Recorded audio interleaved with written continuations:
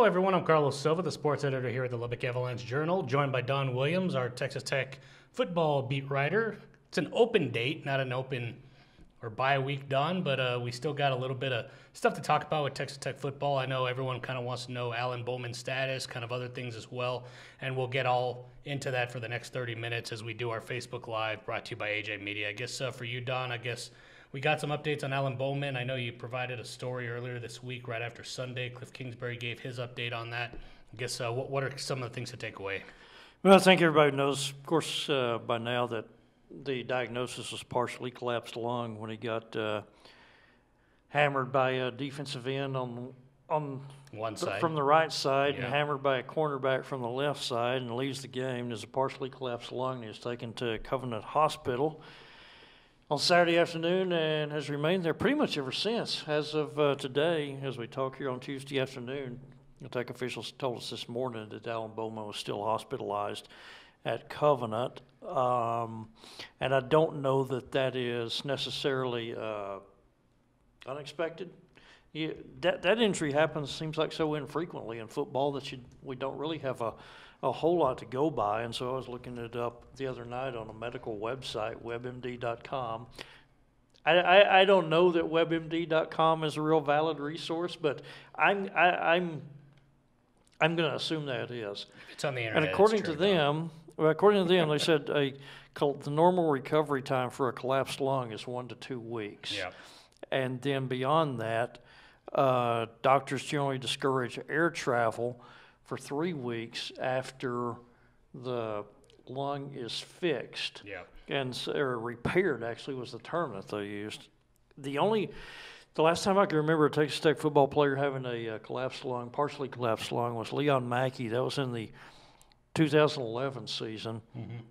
He got hurt in the first game against Texas State that year, and then he played 3 weeks later.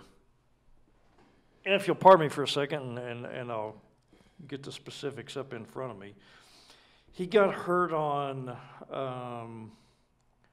the date of that game was September 3rd of 2011, and then just like Alan Bowman, Tech had a open date the next week, and then he missed the following 2 games on the 17th and the 24th, and he played on October 1st. So he returned to the lineup, what would that have been, 10th, 17th, 24th, 1st, 4 weeks after he got injured. Mm-hmm. So if you do the equivalent for Alan Bowman, 4 weeks after he gets injured, that would be the October 27th game at Iowa State. Now, mm-hmm. So and a couple of thoughts there. Everybody heals differently, and I don't know the severity of what Leon Mackey's was compared to what Alan Bowman's is. And then the other complicating factor there is, the Iowa State game is at Iowa State. Mm-hmm. And you wonder then, let's say Alan Bowman were healed by, the lung is good by, say, October 27th or so, would that prohibition on air travel mm-hmm. or potential problem with air travel possibly present an issue there? Mm-hmm. I don't know. But from what we can tell, it doesn't sound like they think it's going to be season-ending or anything like that. Yeah.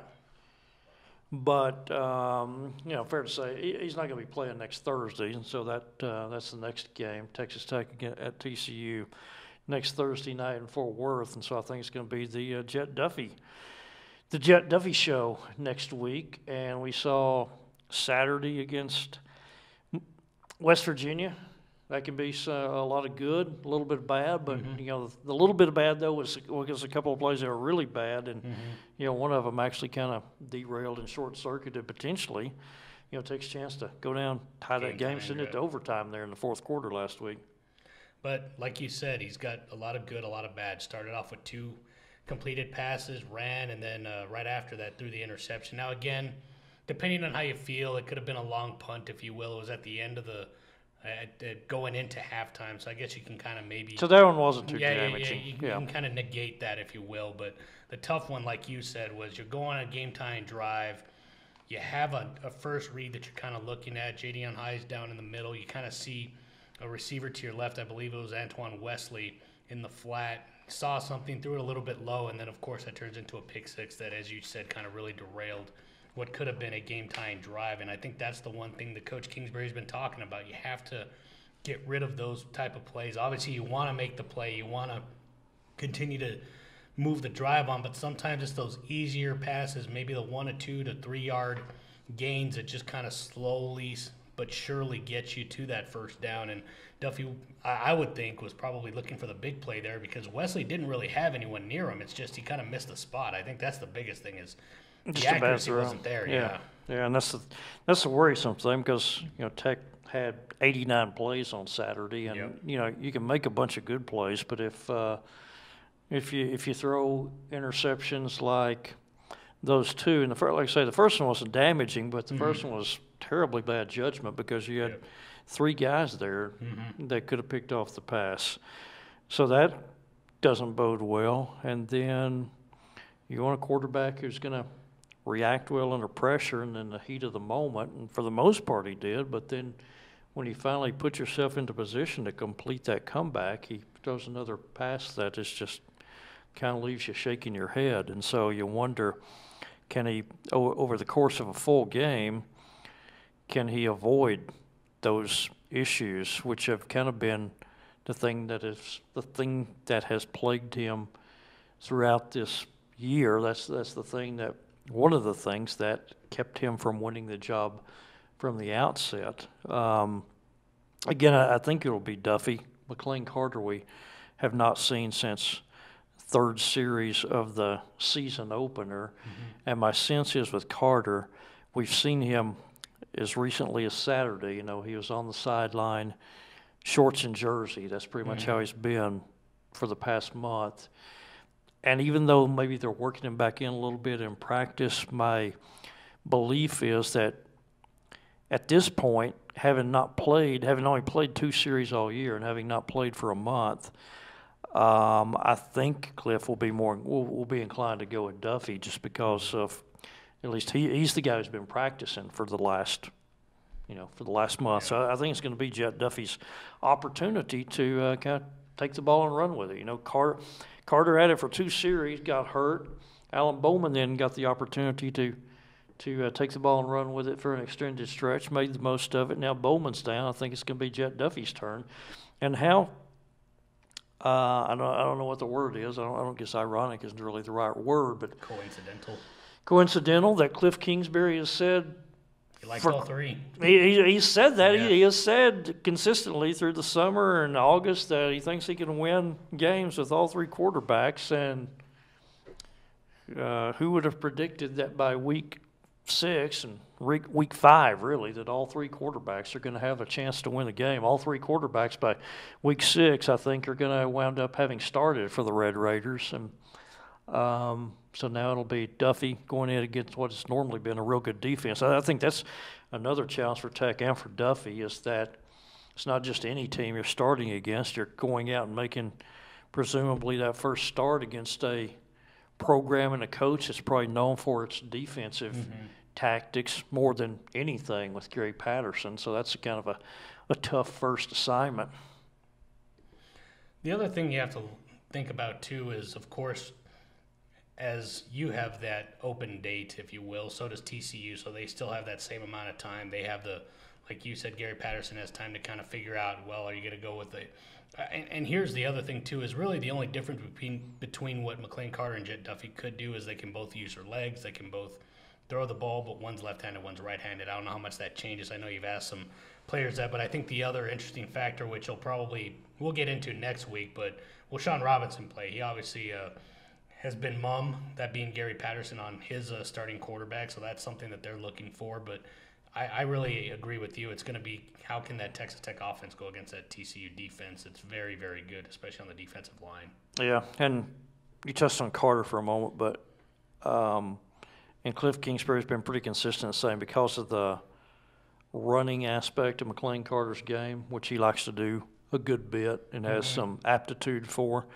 that he feels like he will not be effective until he is 100%. Yeah. And, yet another reason why I think it'll be Duffy next Thursday night. You also touched on, I think it's worth pointing out here that you said, as you mentioned, TCU not playing Saturday as well. And that's actually a Big 12 conference scheduling parameter when they're putting the conference schedules together. You will not see a team have to play on a short week. Yeah, the teams that play on Thursday night, the Big 12 always gives them the previous Saturday as an open date, and so they have 12 days in between games. They're not.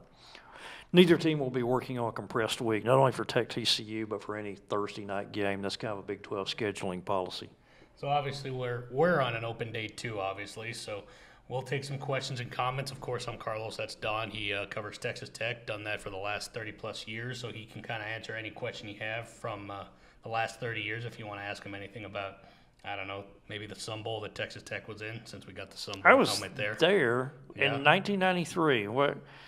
That's for the John Hancock Bowl.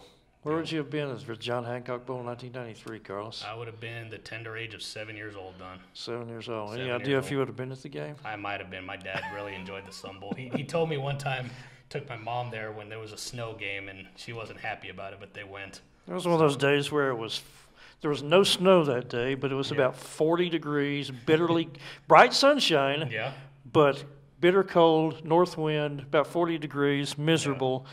And Texas Tech laid an egg. Oklahoma killed them 41-10. I remember going into the men's room at halftime, and there were like CBS executives there, just shaking their head, going, "Well, there goes our audience," because OU was up like 28-3 or something at the break. Yeah. So they were not real happy. Robert had a question for us on Twitter. It's also regarding the quarterbacks, and he pointed out, said against Ole Miss and West Virginia, Tech's gone to the second-team quarterbacks, and Cliff Kingsbury said he put each in a bad position but not playing to their strengths. Why was Cliff not prepared for Alan Bowman against Ole Miss or Jet against TCU to actually play? Isn't that part of his job? And it is, but the thing about it is, particularly in this day and age where you have supposedly the NCAA rule on how much time you can actually spend on your sport each week, the 20-hour rule. The starters in most instances during the week are going to get about 2/3 to 3/4 of the snaps, probably more closer to 3/4 or maybe 80% of the snaps with the first team. And so you got to pick your number one guy, go with him, and then he's the guy that you invest all the reps in that week to prepare the game plan for what you're going to see against the opposing defense. And then when you're back, when he goes down, you got to bring in the backup quarterback. I think it's not just the case here, but I think it's the case most places that your number two guy hasn't gotten as much work that week as the number one guy. Not only that, but I think you kind of mentioned it. I mean, you kind of tailor the game plan to what their strengths are. Where an Alan Bowman would like to stay in the pocket a little bit. That's one of the things Coach Kingsbury's talked about, that poise, the fact that he can kind of go through his reads, whereas maybe Jet Duffy or McLean Carter, you can kind of call some quarterback reads to where maybe you wouldn't do that with Alan Bowman because you're trying to protect him a little bit more. He likes to be in the pocket. It changes a little bit, and I mean, Coach Kingsbury even went as far as saying that he called a few more runs in that first game because he didn't want to put too much on Alan Bowman because, as you said, Don, once you pick your guy, they're going to get a majority of the reps.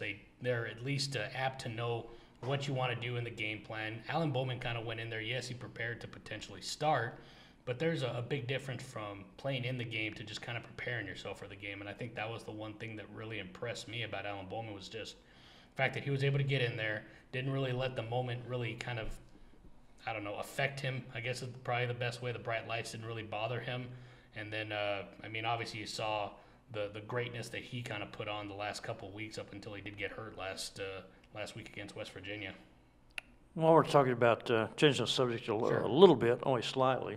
Injured players. We should mention, I guess, T.J. Vasher, who, as we expected, didn't play last Saturday against West Virginia because of the tweaked knee that he got against Oklahoma State late in the game of the week before. Cliff Kingsbury did say on Sunday that he thinks T.J. they're expecting to have T.J. back for the TCU game, and so get one of those weapons back in the passing game, which will help. I mean, they've got a lot of passing weapons, too. That's the thing that is kind of good for Texas Tech. You got an Antoine Wesley, T.J. Vasher, Jadion High, who stepped in, Kashawn Carter, a freshman that's kind of stepped up as well, and then you've got some other guys as well. But I think one thing that really is paramount for Texas Tech is finding your quarterback. Because I think once Cliff Kingsbury has found that, you have seen consistency with Alan Bowman, was able to get that 3-game winning streak when you did, like Cliff likes to say, kind of pick your guy and cut it loose with them. He was able to do that, especially throwing for those 605 yards, 5 touchdowns, breaking Patrick Mahomes' Big 12 freshman record. But just to kind of get to some other questions here, a little bit off topic, but Red River rivalry, who do you like in that game? Probably Oklahoma. I think Kyler Murray's pretty darn impressive, especially with what he did the last week against Baylor. Video game speed.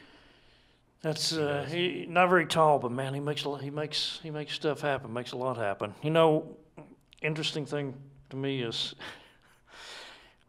Texas trying for a 4-game win streak. Yep. And the last Texas coach that had a 4-game win streak was Mac Brown. Well, he was there for a while. So in 2013, but that's how long ago it's been.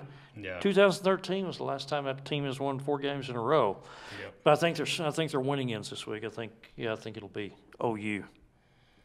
Interesting little fact: November the 3rd, Oklahoma; November the 10th, Texas. You get those back to back, and that's after the Iowa State game that you talked about. So if you do hold out Bowman, do you bring him back for potentially Oklahoma and Texas? But oh yeah.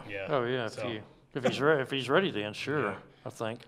So just some things to think about. Of course, once again, this is the AJ Red Raider Football Chat. I'm Carlos. That's Don. If you have any questions, you can put them down here in the comments. If not, Don will go to his original iPhone, and he'll kind of get some questions there, and we'll kind of finish up hopefully in about 20 to 25 minutes. Well, I'll tell you one thing I want to talk about, and I think it's and people will want to monitor this over the next day or two, but the Texas Tech Board of Regents are supposed to meet on Thursday, and there'll be some athletic department discussion, particularly in one thing that they will talk about. Say, Regents have a $5.5 million budget for the new athletic dining hall, which is one of the things that has been kind of a front burner item for Kirby Hocutt. I'm trying to remember when we wrote about this. It was several months ago. Yep. And there's a big dining hall on campus. I should have gone back and I guess maybe researched this and looked at it in my story from months ago before we came on. But Kirby wants to kind of pattern it after a dining hall that's newly built on campus. There may be some folks out there who know what I'm talking about. But the dining hall is supposed to serve 400 athletes, and the square footage is 8,988 square feet. And again, the proposed budget for that is $5.5 million. They're going to have it over next to between the Frazier Alumni Pavilion and Danlaw Field. So they're along the street as folks are headed to the stadium. And so my guess or expectation is that they will maybe get some approval for that tomorrow, or a go-ahead, so that can become so that they can kind of accelerate the process on that. And another thing that's been a hot topic in Lubbock over the past 6 months or so is the demolition of the Bubble. Municipal Coliseum, and that's going to be talked about as well by the Regents on Thursday.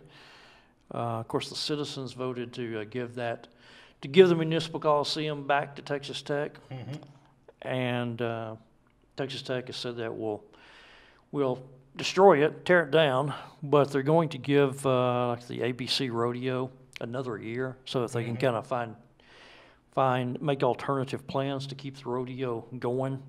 And so this won't happen immediately, but that's another thing that is on the Regents' agenda is discussion of consider a budget for a plan for abatement and demolition of the Municipal Auditorium and Coliseum at a total cost of $200,000. And the total demolition ultimately is expected to be $3.5 million, which is about what we had heard since back in the spring when that vote was taken. It was projected to cost about $4 million to tear it down. So that's an item that's supposed to be on the Regents' agenda tomorrow. Another thing, Carlos, that You will become, I guess, pretty keenly familiar with the Womble. Womble basketball facility, which seems to continue growing in scope and budget. Because remember when we first wrote about that several months ago, a year or so ago, Kirby Hocutt said they're expecting it to be about a $23 million project, and then around the time before the school year started, they said it'd be a $29 million project. And so I believe Kirby said today on his radio show that they are going to ask for the official naming of that after Dusty Womble to become like the Dusty Womble basketball family, facility. I believe, but Chris Beard keeps calling it the Womble. That's kind of for short. Yeah. It can be, of course, across the street from United Supermarkets Arena. Yep, should be an easy little deal there for Texas Tech men's and women's basketball. Let's remember that. It's for both basketball teams. So not only can they practice on their court, Texas Tech volleyball obviously has at least some open time in the auxiliary gym to where they can practice there. And then, of course, the arena, that being United Supermarkets Arena, can host some live events as well. So that'll help. Obviously, with practice times, it can be a little bit more flexible than you kind of have to put 3 teams in there, that being Tech volleyball, Tech women's basketball, Tech men's basketball. Whereas you can have kind of 2 things going on. You have the main court, and then, of course, the auxiliary court. And then if you have a live event, you can kind of do a little bit more of those. We got some questions here. I just saw something. Do you anticipate that Carter will be available for TCU? He was moving around pretty good on Saturday and was not wearing any type of protective boot. I mean, you can move around, but it doesn't mean that you're ready to kind of do some jukes, you know? I mean, it's kind of a tolerance thing, I would think, at that point. But again, remember Cliff has said that he wants McLean Carter 100% before he plays again. Yep. And so, I don't know. To answer the question, I don't know. I'm just guessing on this. Yep. My guess is since he wasn't suited up last Saturday, I'm going to guess that he would not be available next Thursday, and your number 2 quarterback could well be Colt Garrett. Yeah, I was going to say. The former Roosevelt Eagle. Then could Nick Gerber be your 3rd string? Got Nick Gerber? Possibly. I don't Caleb know Griffin, exactly. You've spoken to him? I don't know. That's a good question. I'm not sure who the number 3 would be, but I think it could be Colt Garrett, which wouldn't necessarily be bad because every pass that Colt Garrett has thrown as a college quarterback has been a touchdown pass. Perfect passing percentage. He was 1 for 1. He threw that 44-yard touchdown pass to Eric Ezekama, and it was a pretty football. Yeah, it was a beautiful throw. Gotcha. Let's see here. What else we got? Once again, I'm Carlos. That's Don. You got any questions? We got them here. Right down under there. People are starting to kind of get off work or realize that we're here. So we'll talk for about 10 more minutes. I'm not sure what the time is right now because we're kind of going in and out on the computer I've got here. Jason Grimes asks, can you provide any info on injured players or players that are injured? Alan Bowman, partially collapsed lung. He's still in observation. Last time we talked to a Texas Tech official this morning right before the presser. Still hospitalized at Covenant. Yes. Best guess, like I say, and this is based on what we read on WebMD.com. Normal recovery period for a collapsed lung, according to the medical people, is 1 to 2 weeks. Mm-hmm. In Alan Bowman's case, or really in any case, I guess, doctors typically do not want you to travel by air for 3 weeks after it's repaired. And so my guess was, kind of reading those 2 things, that Alan Bowman's maybe a projected return might be the October 27th game at Iowa State, but potentially complicated by, is he ready for air travel by then? I mean, they could drive him. So you won't see him next. Next Thursday night. Some of the other guys, T.J. Vasher is expected to be back. We did see, of course, Trey King and DeLeon Ward back second half last week. Cliff Kingsbury said though that they are not completely back to 100%. Yeah. So. Which isn't too bad of a deal because Sir Roderick Thompson and Tejon Henry have kind of stepped in there and done pretty well, and then Felton. Marcus Felton. So it's kind of a guy that kind of stepped in. Yeah, you at least have 5 options now, and I guess. Last Saturday, was the first. Saturday was the first time since the season opener that you had all 5 available to you. Yeah, and then of course, offensive line, everyone seems okay after the Ed Oliver experience, where you kind of have some linemen kind of get injured there. It seemed everything's okay on that portion. If you got any other questions, Jason, feel free to ask us. I'm pretty sure that kind of gets us for all the injured guys, at least that I can think of right now. On defense, can't really think of anyone that's hurt, at least other than. of course, Octavius Morgan earlier this year. Desmond Smith is yeah, one. that's right, Desmond Smith. And I don't know that we have any update on him. Nah, I didn't ask. I forgot to ask. But obviously he'll be day-to-day as is per the injury report that we normally get. But once again, Carlos, that's done. You can get us some comments here. You got anything on the Twitters or the iPhone? This is a slow week. I don't have usually I have half a dozen questions or so. But it is an open date, so maybe no one wants to talk about Tech football after a loss. But let's see. I mean, anything you're kind of interested in, Don? I know obviously it's kind of nice for you because on a Saturday you don't really have to cover a game. You can just kind of watch college football like you're supposed to now, you know? Mr. AP voter. Yeah. It's kind of my day, you know, when there's not Tech basketball during the week. It's kind of nice. I get to watch some extra college basketball that I normally don't watch. Yeah, that'll be so we get to watch the Oklahoma. You got Texas, Oklahoma early on Saturday, 11 a.m. game, right? Yep. Iowa State is at Oklahoma State this weekend. That is correct. See, I'm picking Iowa State in that one. Oklahoma State's a 10-point favorite, but I've been, I've consistently said I don't think Oklahoma State's a real good team this year. I think Iowa State has had they've had so many close losses. They lost by 10 to Iowa. They lost by 10 to Oklahoma. They lost by 3 to TCU. I think this is the week they'll break through and knock off OSU. It's an interesting little deal there. Trying to get to the Big 12 conference schedule here, but Kansas State. Kansas State is at Baylor. Yeah, that was interesting because Baylor's favored. Did you see Bill Snyder kind of go nuts this Bill week? Snyder got irritated at reporters asking him one too many questions about the quarterbacks, about the quarterback situation. It's not like we'd ever do that, right? That's been and I'd point out again. I've said this before. I give Cliff Kingsbury props. Is that the right word? Dap. You can go dap if you Cliff, want to. you know that Cliff Kingsbury is human. Yes. And so over 6 years, no telling how many times he has heard a question, and internally he's going, "That idiot, Don." But I'm going to be nice. But I'm going to be nice and not act and not snap. Yeah. I've never seen Cliff act perturbed or lose his cool or lose his temper at anybody or even betray that emotion that he wants to. And I think some people were kind of taken aback the other day when Bill Snyder was being asked about quarterbacks at Kansas State. Well, they had a weird situation. He said, write what the hell you want. Yeah. And said he was done talking about it. Which I'm sure you probably would have written whatever you wanted anyway. But Chad Castillo coincidentally asked a question, has any previous coach you've covered, Don, which can be a lot in the last 30 years, ever limited media access to the team and coaches as much as Cliff? No, but in Cliff's defense, this is not just a Texas Tech thing. It's the culture of college football thing. Especially Power 5. 20 years ago, in the 90s, you could go to a Texas Tech football practice and stand on the sideline all day, every day, Monday through Thursday, from beginning to end. Mm-hmm. And I've said this a couple of times before, the sports information directors, who are the people who kind of arrange the interviews, they're the go-between between the team and the media. Back then, the sports information directors, there would be times when they would say, I've got somewhere to go, something to do. Are you okay if I just leave? Yeah. And I'd say, sure. Yeah. And then I would stop any coach that I wanted, any player that I wanted to do an interview with. And that was how it worked. That was the norm. Yeah. And I think that's how it worked at a lot of places. And then gradually and progressively, it has